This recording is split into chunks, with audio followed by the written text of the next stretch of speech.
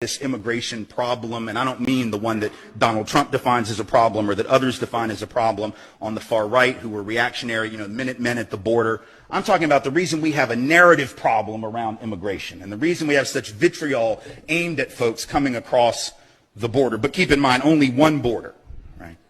The Minutemen do not camp out in boats off the coast of Nova Scotia, shooting at those crafty Canadians as they sneak into our country to take advantage of our superior health care. They don't do that.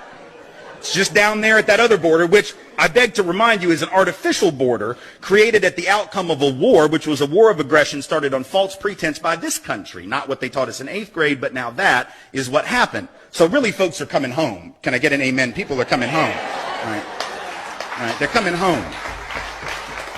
They're coming home. And their families were here a long time before the vast majority of ours, and yet we tell them that they don't belong. Very interesting. The reason this is even possible, though, is because of the narrative we've told about how we, and now I'm talking about those of us of European descent, because black folks know how they got here. Right? A lot of Asian folk know how they got here. A lot of folks were brought over, particularly Chinese folk, to work the railroads, didn't care how many of them died. Right? Indigenous folks know how they got here. Right? But white folks have told a fiction. Right? White folks' story has basically been this. Our people came for liberty and freedom. We came for principles like that. Those people are just coming for stuff. Right? That's what we say in so many words. We came for principles. They're coming for stuff. Let's clear this up. We did not come for liberty and freedom. And I know this because if we had come for liberty and freedom, we would have established liberty and freedom.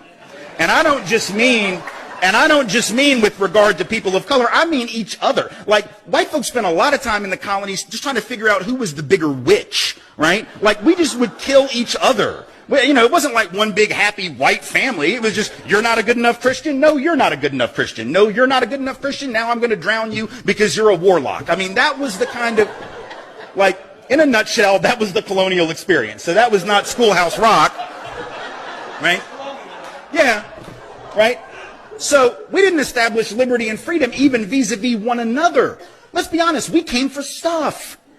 We came for stuff like opportunity, stuff like land, stuff like the ability to survive because things weren't working back home. Like, we need to be honest about, like, our people were the losers of Europe.